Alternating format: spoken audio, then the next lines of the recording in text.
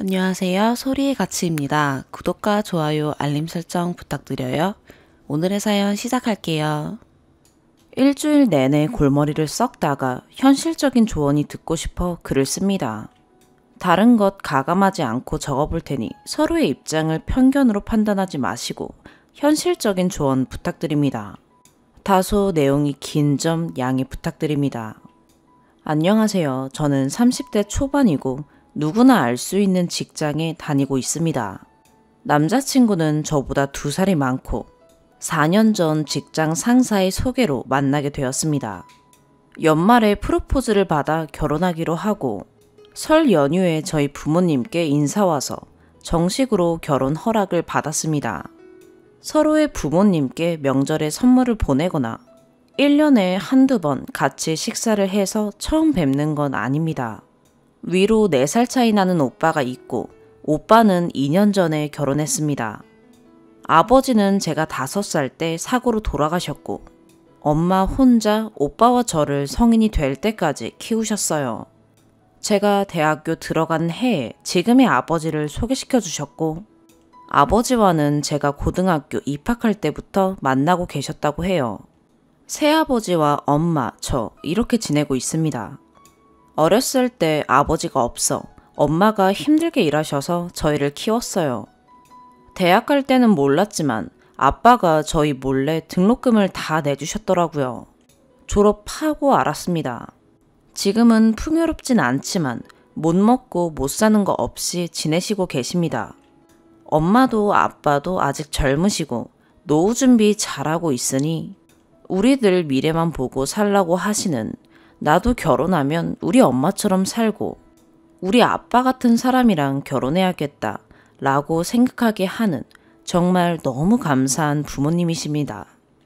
남자친구 또한 예의 바르고 똑 부러지는 성격에 흠없이 다정한 사람입니다. 그런데 문제가 여기서 터질 줄은 생각도 못했습니다. 명절 연휴에 남자친구가 아빠랑 술 한잔 하고 자고 갔습니다. 연휴 끝나고 출근 후 집에 왔더니 엄마 아빠가 저를 불러다 통장 뭉치를 내미셨습니다. 크게 보탬은 안 되겠지만 언젠가 내 새끼들 제2의 인생을 시작하게 될 때 걱정만 가득 안고 시작하지 않았으면 해서 준비해놨었어. 미안해하지 말고 받아라. 이게 뭐냐며 통장을 펼쳐보니 제 이름으로 된 통장이었고 2007년부터 차곡차곡 모아온 돈 모두 해서 1억 3천만 원 정도 되었고 저는 그 자리에서 펑펑 울었습니다. 한참을 부모님과 부둥켜 안고 운 것 같습니다. 한참 지나 새언니에게 전화가 왔습니다. 모든 내용이 생각나지 않아 대충 내용을 적자면 아버님 어머님한테 통장 받으셨지요? 어머니가 아가씨 성격상 돌려주려 할 것 같고 오빠한테 본인만 받아서 미안해하거나 못 쓰고 들고 있을 것 같다고 걱정하시더라고요. 저희 결혼할 때도 감사한 마음으로 받았어요. 그러니 다른 생각하지 말고 필요한 데 보탰어요. 그 말 듣는데 또 엄청 울고 오빠가 옆에서 듣고 있었던지 전화를 뺏어서 봤더니 아직 그 돈 절반은 안 쓰고 들고 있는데 우리 조금씩 보태서 어머니 아버지 뭐 해드릴까? 라고 말했고 옆에서 작게 들렸지만 너무 좋다며 신나하는 새언니 목소리도 들렸어요.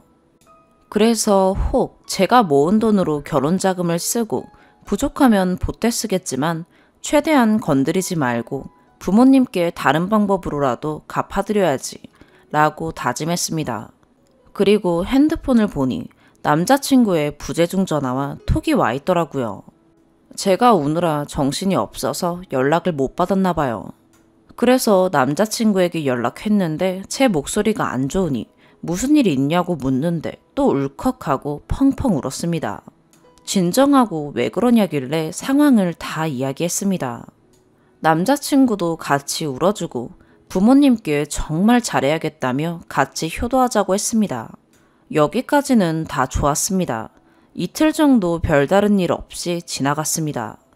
주말에 남자친구 부모님께 인사드리고 허락받은 후 서로 금전적인 부분 오픈해서 계획을 세워나가기로 했습니다.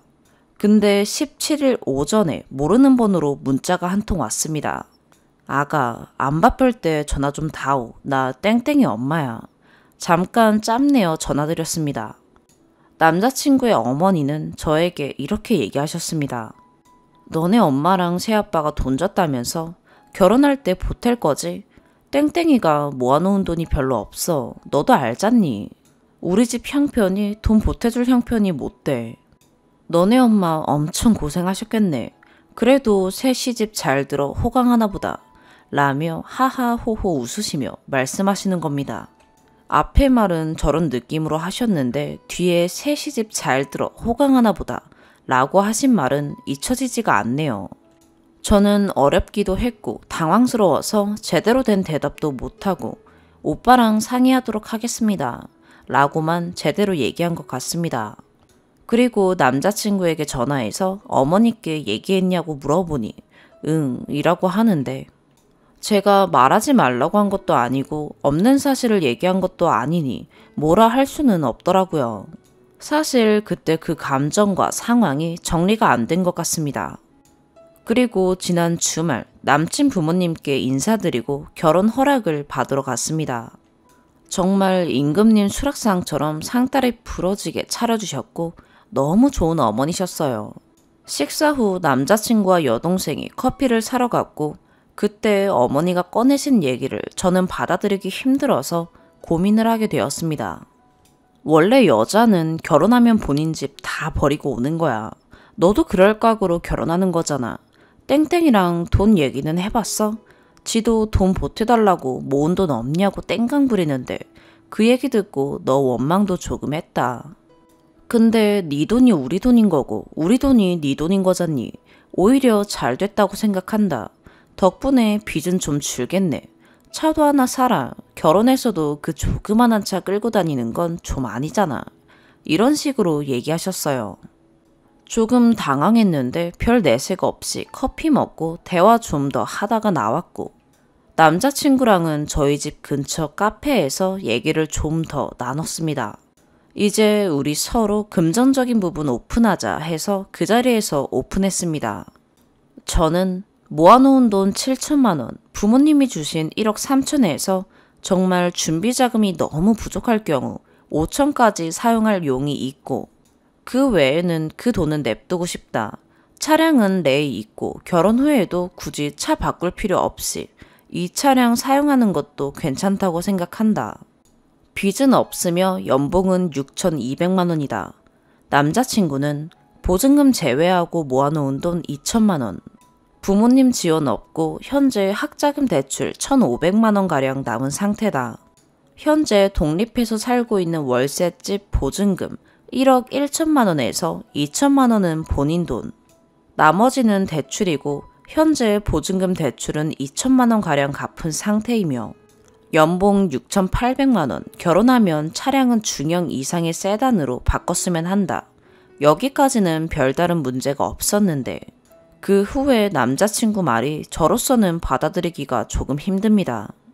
저희 부모님이 주신 돈으로 남자친구의 보증금 대출의 잔액과 학자금 대출을 모두 상환해 달라고 했습니다. 어차피 결혼해서도 학자금 대출을 갚아야 하는데 그게 냅두면 다 우리 돈에서 빠져나가는 돈이고 늦게 갚을수록 이자가 더 나가니 빨리 해결하는 게 낫다고 했습니다. 결혼하면 집을 구해야 하는데 보증금 대출을 다 갚으면 그게 우리 돈이 되는 거니 똑같은 거라며 그럼 1억 1천만 원이 모두 우리가 결혼 자금으로 쓸 수 있는 돈이 된다는 게 남자친구의 논리입니다. 저는 부모님이 주신 돈이 없었으면 어떻게 하려고 했냐 하니 빚지고 시작해야지 라고 합니다. 저는 우리 수준에 맞게 정말 방법이 없을 경우 일부 사용할 용의가 있는 것이지 이 돈을 결혼하는 데 쓸 생각이 없다고 했습니다. 남자친구는 저한테 왜 이렇게 바보같이 구냐고 준비 다 하고 남은 돈은 제가 가져가고 그럼 그 남은 돈 제외한 돈만 쓰는 거지 왜 계산을 이상하게 하냐고 합니다. 제가 오빠 이거 잘 모르겠어. 난 이해하기 힘들어. 이건 생각 좀 해봐야 할 것 같아 라고 말했고 그 후로 하루에 서너 번 안부 묻는 정도의 카톡만 하고 연락 안 하고 있습니다. 수요일 친오빠에게 전화해서 이 상황을 얘기했더니 한참 말을 머뭇거리더니 한 말은 이랬습니다. 빚 갚아달란 말이네. 이 얘기를 들으니 더더욱 이 결혼을 진행해야 할지 고민이 됩니다. 어젯밤엔 남자친구에게 장문의 톡이 왔습니다. 장문의 내용엔 빚을 갚으면 이만큼의 돈이 생기고 이만큼의 비용으로 집을 구하고 결혼식하고 이렇고 저렇고 설명한 내용들이었어요. 본인이 이해하기 힘들게 설명했으면 얘기를 해달라고 자기는 이게 가장 현명한 방법이라고 생각한다며 얘기합니다. 저는 오빠, 보증금은 집 빼면 안 갚아도 되는 돈이잖아 라고 했지만 남자친구는 따지고 보면 그렇지만 보탤 수 있는 돈 아니냐고 합니다. 남자친구를 사랑하는 것과 부모님에 대한 사랑은 다른 문제지만 저에게 둘 중 하나를 선택하라는 것처럼 받아들여집니다. 제가 너무 과잉해서 생각하는 걸까요? 오늘 저녁 남자친구를 만나서 다시 이야기를 해보기로 했습니다. 전 어떻게 해야 좋을까요? 추가. 저를 욕해주신 분도, 제 편에서 남자친구와 남자친구의 어머니를 욕해주신 분도, 댓글을 달아주신 모든 분께 감사드립니다. 오늘 연차를 쓰고 아침에 글을 쓴 후 하루 종일 댓글 달리기만 기다렸던 것 같네요. 댓글 수십 개가 달리고 나서야 뭔가 큰 망치로 뒤통수를 세게 맞은 느낌이 들고 모든 상황이 정리가 되어가네요. 마음을 정했습니다. 제가 고민하고 있는데 등신 같다고 생각하신 분들 많으시지요. 혹 남자친구의 가정사가 현실적인 판단을 하는데 영향을 끼칠까 제외하고 적었습니다. 남자친구에게는 학창시절에 사고로 팔 한쪽을 잃으셔서 구직 활동이 힘드신 아버님이 계시고 어머님은 식당에 설거지하며 가정을 이끌어 가셨고 이것마저 작년 여름에 코로나로 인해 실직하시고 남자친구가 생활비를 모두 부담하고 있습니다. 그리고 아픈 여동생이 있습니다. 장애가 있고 지병도 있고 남자친구가 고등학교 때부터 아르바이트를 하며 병원비를 보탰고 취직 후로는 전적으로 남자친구가 부담하고 있습니다. 남자친구 가족에게는 차가 없어서 한 달에 한 번씩 여동생을 남자친구가 병원에 데려갈 때 저에게 차를 빌려갑니다. 그래서 중형 세단으로 변경하길 원한 게 그 이유인 것으로 알고 있습니다. 프로포즈를 받을 때 이미 가정 환경을 다 알고 있는 상태였고 승낙한 이유도 모두 감안하기로 결심해서이고요. 사귄 지 1년 정도 지나 오빠에게 소개시켜줬을 때 남자친구와 오빠가 대학교 선후배 사이인 걸 알았습니다. 물론 대학 시절 때는 알고 지낸 사이는 아니었지만 오빠네 학교에서는 알 사람은 다 아는 사람이었다고 합니다. 장애 있는 여동생 데리고 봉사활동도 많이 하고 장학금도 많이 받고 하루도 빠짐없이 아르바이트를 하며 동생 병원비 되는 학생이 있다고요. 지금의 남자친구를 소개시켜준 직장 상사분도 처음 소개시켜 주셨을 때 정말 바르고 성실한 사람이라고 했었는데 저한테는 그 모습이 너무 마음에 들었습니다. 남자친구가 집에서 나와 따로 사는 것은 여동생의 장애로 인한 반복적인 행동으로 인해 집에 거주가 불편했기 때문이라고 알고 있습니다. 모든 걸 다 알고 있었기 때문에 결혼하기로 약속하기 훨씬 전부터 남자친구가 모은 돈이 별로 없단 것도 알고 있었고 남자친구의 어머니가 그간 고생하시는 것에 대한 원망이 아버님으로 향해 간혹 말씀이 곱지 못한 것도 알고 있습니다. 사실 만날 때마다 비슷한 말들을 하셨지만 우리 엄마도 혼자서 힘드실 때 그렇게 모진 말들을 많이 하셨는데 우리 엄마도 그렇게 드세게 살다 세상에 대한 원망으로 말도 안 되는 말씀 많이 하셨는데 라고 생각했기에 저는 한편으로는 이해가 갔습니다. 남자친구 여동생의 문제도 제가 떠안고 가기로 다짐한 것이었기에 문제가 되지 않았습니다. 지금 제가 남자친구를 옹호하려고 쓴 글 같다고 느껴지실 테지만 아닙니다. 제 머리를 때린 말은 염치입니다. 서로 여건에 맞게 맞춰가면 됩니다. 그건 큰 문제가 되지 않습니다. 제가 돈이 더 있고 남자친구가 돈이 적다고 해서 달라질 건 없습니다. 하지만 문제는 내가 판단하여 필요에 의해 내가 먼저 빚에 대한 언급을 하는 것과 이제 금전적인 부분을 오픈하여 계획을 세울 지금 시점에 남자친구가 먼저 빚에 대한 언급을 하는 것은 다른 문제라고 생각합니다. 그런 말이 있잖아요. 친한 친구끼리 돈거래하는 거 아니다. 친한 사람, 소중한 사람에게는 더욱더 돈 얘기 꺼내기 힘들던데 라는 생각이 듭니다. 어렵게 꺼낸 말이 아닌 당연하듯 쉽게 꺼낸 얘기였기 때문에 아니라고 생각이 듭니다. 간단하게 생각하고도 싶었습니다. 보증금 대출 갚아주는 거야. 갚고 나면 다시 돈으로 받는 거니 똑같다. 학자금 대출은 결혼해서 갚으면 어차피 함께 갚아야 하므로 지금 갚아도 똑같다. 현실적으로 보면 이 생각이 등신처럼 보이시겠지만 갚아주고 안 갚아주고는 그렇게 큰 의미는 없는 것 같습니다. 남자친구는 제가 여동생의 부담감까지 짊어지는 것이 당연한 것이고 그것으로 인해 발생하는 무게들도 당연히 같이 들어야 한다고 생각하는 것 같습니다. 엎드려 절해도 모자를 파네 라고 생각이 드네요. 저는 오늘 남자친구에게 헤어짐을 고하려 합니다. 많은 의견 주셔서 감사합니다. 긴 글 읽어주신 것도 너무 감사합니다. 이 글을 읽어주신 모든 분께 건강을 기원합니다. 두 번째 추가. 안녕하세요. 그때 제 뒤통수를 세게 쳐주셨던 분들께 결말까지 얘기해드리는 게 맞는 것 같아서 정신없는 와중에 이렇게 글을 씁니다. 연휴에 이어 계속 연차 쓰고 집에만 있네요. 내일 다시 출근해서 다시 일상으로 돌아가려니 다시 아무렇지 않게 웃고 일하고 생활할 수 있을까 겁도 납니다. 일단 주작이라고 하시는 분들이 많으시던 걸 뒤늦게 보았어요.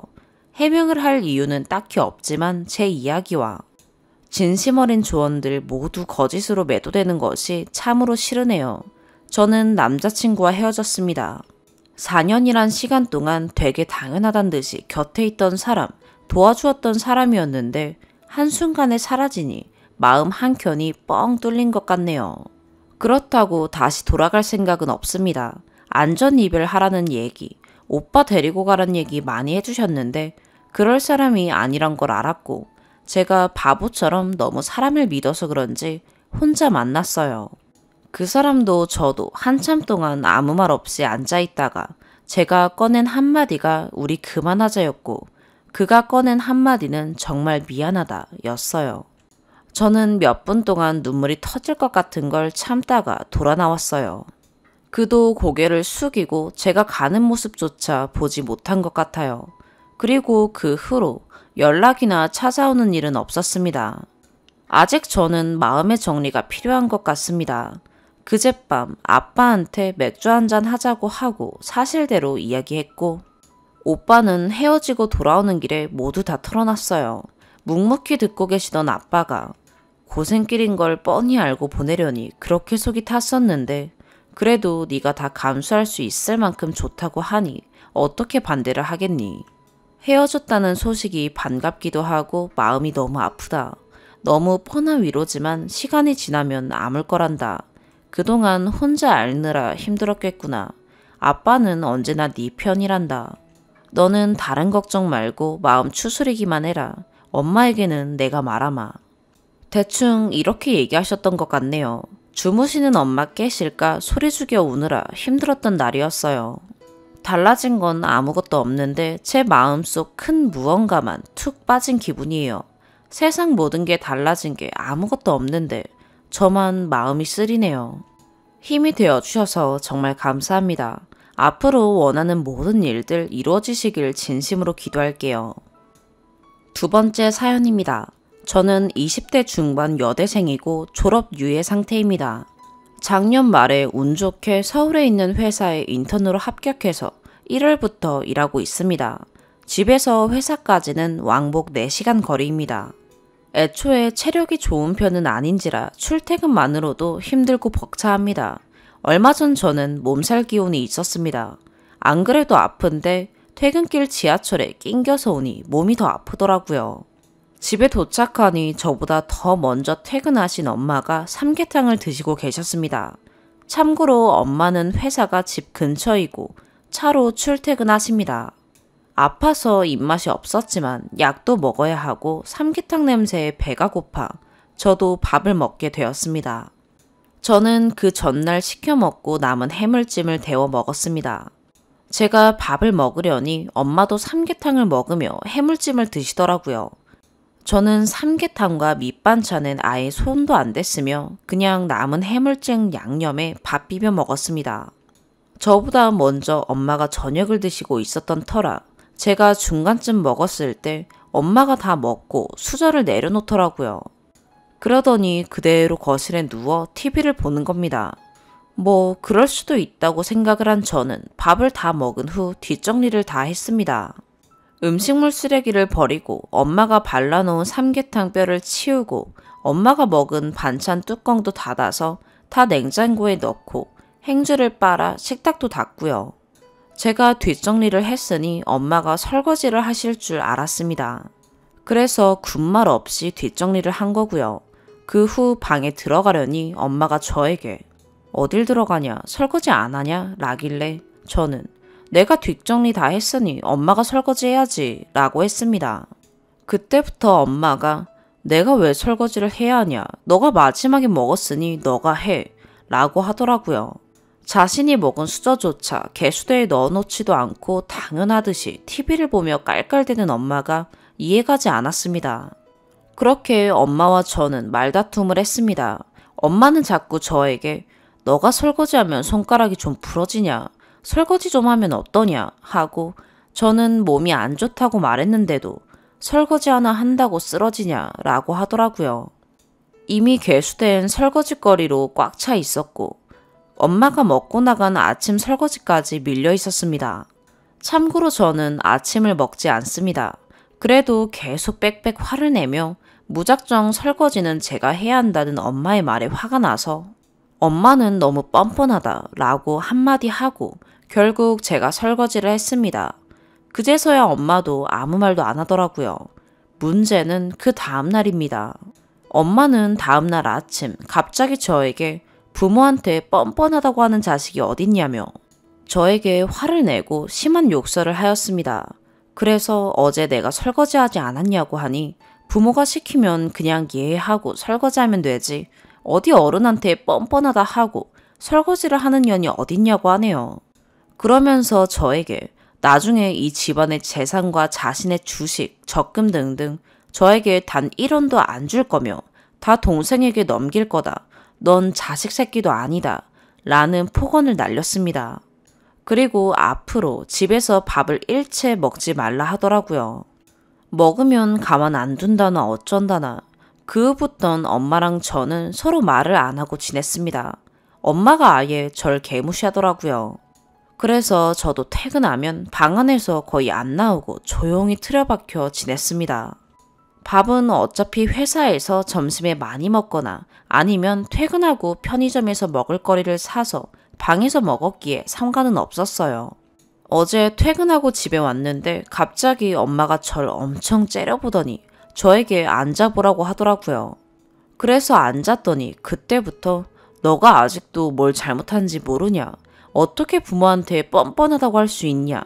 네가 그러고도 자식 새끼냐? 이 집에서 나가라. 너를 괜히 낳았다. 너 같은 년은 대한민국 어디에도 없다. 라며 폭언과 입에 담기 힘든 쌍욕을 하더라고요. 그러면서 자기 친구들한테 이 얘기를 하니까 그 친구들이 저한테 더러운 년이라고 했다네요. 그러면서 저한테 너는 모든 사람들이 보기에 더러운 년이다. 다들 너가 잘못했다고 널 욕한다. 그런데도 너가 뭘 잘못했는지 아직도 모르냐. 나한테 왜 싹싹 안 비냐. 잘못했다고 빌어라. 너는 입으로 망할 거다. 예의가 없다. 라는 겁니다. 제가 거기서 저의 입장을 말하려 하면 말대꾸한다고 때리려 하고 리모컨을 집어 던져 절 맞추고 집이 떠나가라 고래고래 소리를 지르며 쌍욕을 해댑니다. 저한테 왜 잘못을 인정 안 하냐 그러네요. 부모가 설거지 좀 하랬다고 뻔뻔하다고 하는 년이 이 세상에 어디 있냐고 하며 내일까지 제가 뭘 잘못했는지 생각해서 자기한테 조아리며 사과하라네요. 여러분들이 보시기에 엄마한테 뻔뻔하다고 한 제가 어른한테 버릇없이 말한 건지 의견을 듣고 싶습니다. 긴 글 읽어주셔서 감사합니다. 댓글 꼭 부탁드려요. 추가로 댓글에 제가 설거지 좀 하면 어떠냐는 댓글이 있길래 이 말을 안 적어서 추가합니다. 여태까지 모든 집안일은 저랑 아빠랑 동생 셋이서 도맡아 했습니다. 엄마는 거의 집안일을 안 하십니다. 그리고 그 당시에 아빠는 늦게 퇴근하셔서 집에 안 계셨습니다. 추가, 올린 지 얼마 지나지 않은 것 같은데 많은 댓글이 달렸네요. 댓글 하나하나 다 읽어봤습니다. 일단 주작 같다는 댓글도 있는데 저도 차라리 주작이었으면 좋겠지만 사실입니다. 그리고 댓글 중에 남자가 여혐하려고 올렸다는 댓글도 있더라고요. 여자인 거 인증해드리고 싶네요. 제가 할 일이 없어서 여혐하려고 이런 글을 올렸겠나요? 답답합니다. 저 정말 여대생 맞고 인증 원하시면 해드리겠습니다. 저도 원래 같았으면 엄마 말대로 제가 밥을 늦게 먹기도 했고 뒷정리한 김에 설거지라도 하려고 했습니다. 원래 설거지를 안 해왔던 것도 아니고 아프지 않았으면 아마 제가 설거지를 했었을 겁니다. 하지만 그날은 몸이 너무 안 좋아서 얼른 약을 먹고 빨리 자고 싶었습니다. 그래서 뒷정리만 하고 설거지는 엄마가 하라고 했다가 이런 일이 일어난 것 같네요. 그리고 사실 엄마가 이런 적이 한두 번이 아닙니다. 사실 저는 가정폭력 피해자입니다. 어렸을 때부터 지금까지 별것도 아닌 걸로 손찌검을 당하고 욕먹고 폭언을 들으며 자라왔습니다.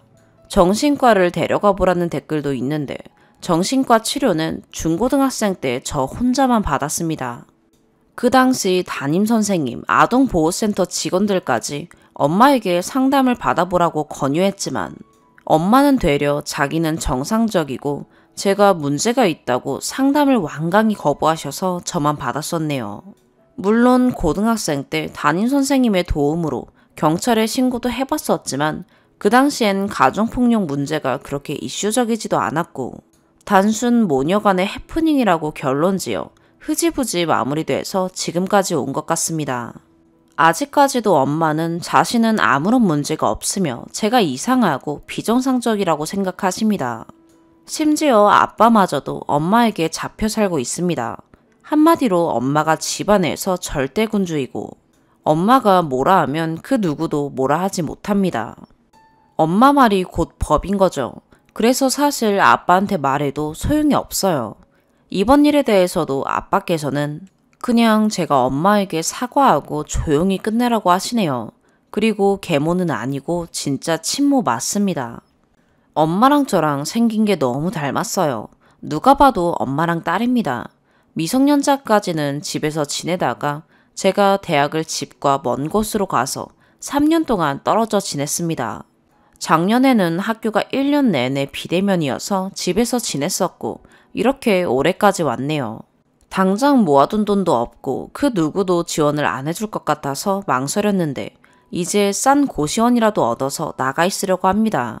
그 후로 엄마와의 대화는 딱히 없었지만 대화를 하게 되면 후기글을 다시 올리겠습니다. 두 번째 추가, 나름 후기인데 아직까지 결론 나지 않은 후기입니다. 어제 제가 외출하고 집에 오니까 엄마가 기다렸다는 듯이 저에게 나한테 사과할 기회를 줬는데 왜 안 하냐길래 도대체 뭘 사과해야 하냐고 했습니다. 그러니까 엄마가 내가 분명히 알려주지 않았냐, 너가 나에게 뻔뻔하다고 한 게 잘못이다 라고 하길래 엄마는 내가 그때 아파서 설거지 좀 해달라 했는데 왜 자꾸 나한테 설거지를 하라고 강요하며 성질을 냈었냐 라고 했습니다. 근데 어이없는 건 엄마가 저에게 너가 언제 나한테 아프다고 했냐 라더군요. 그때부터 너무 화가 나서 눈물이 났습니다. 분명히 당시 아프다고 말했었는데 그때는 설거지 좀 하면 쓰러지냐고 하더니 이제 와서 자기한테 아프다고 언제 말했냐고 하네요. 그때부터 제가 우니까 엄마는 기세등등해져서 아무리 부모가 뻔뻔한 짓을 했어도 자식이 부모한테 뻔뻔하다고 하면 안 된다.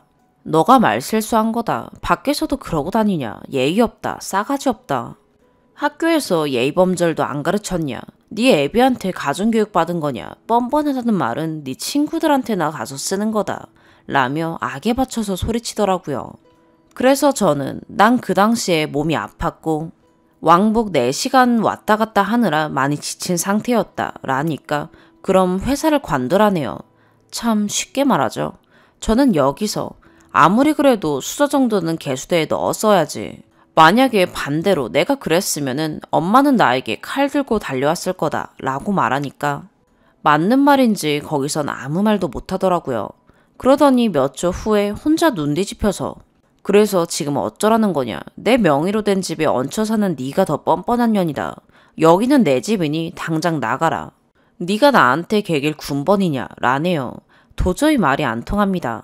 그리고 자기 친구들에게 저를 더러운 년이라고 욕하고 다녔던 부분에서도 제가 어떻게 자식을 흉보고 다니냐니까 너는 나를 엄마로 생각하냐며 비웃더라고요. 그러면서 제 눈가를 파버리겠다는 말을 필두로 세상에 있는 모든 욕이란 욕은 끌어모아 다 퍼붓더라고요. 저도 듣다가 너무 짜증나서 뻔뻔하다고 해서 미안하다. 이젠 그만 좀 해달라고 했습니다. 그러니까 내가 네 친구냐? 그게 부모한테 사과하는 태도냐고 더 역정을 부리더라고요. 그리고 자기가 한 번 더 기회를 줄 테니 어떻게 사과할지 생각해보고 다시 정중하게 엄마 죄송합니다. 다음부터 안 그러겠습니다. 라며 사과하라네요. 그 후로 아빠에게 이 사실을 말하며 독립을 할 거니 돈 좀 보태달라고 했습니다. 아빠는 자기가 돈이 어딨냐고 하네요. 그러고선 무슨 독립이냐 절대 안 된다. 아무리 그래도 널 10달 동안 품고 낳아준 부모고 친엄마다. 나갈 거면 엄마랑 해결 보고 좋게 나가라 라는 겁니다. 아빠도 무능력합니다. 힘도 없고 할 수 있는 것도 없고요. 제가 아무리 아빠에게 정신 차리고 말해도 이렇게 엄마에게 잡혀 사는 게 좋은가 봐요. 가정 지키는 게 제일 좋다네요. 제가 아빠에게 아무리 말을 해도 서로서로 맞춰주면서 사는 거고 엄마는 평생 성격이 이래왔으니 제가 이해하라네요. 여기서 저랑 엄마 편 둘 다 들어줄 수 없다며 자기가 오히려 가운데에 껴서 괴롭다고 하소연을 하더라고요. 동생도 엄마가 100% 잘못한 건 맞지만 엄마는 절대 의견을 안 굽힐 것 같으니 그냥 제가 사과하고 끝내랍니다. 이번 주부터 일주일간 엄마가 외부에 계셔서 집에 안 오십니다.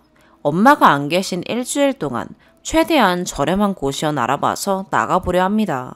엄마는 평생 저에게 아동학대와 가정폭력을 일삼으며 단 한 번도 미안하다고 사과한 적이 정말 맹세코 단 한 번도 없습니다. 제가 그냥 사과하고 끝내야 할지 고시원으로 그냥 나가야 할지 고민입니다. 오늘의 사연 여기까지입니다. 구독과 좋아요, 알림 설정 부탁드려요. 시청해주셔서 감사합니다.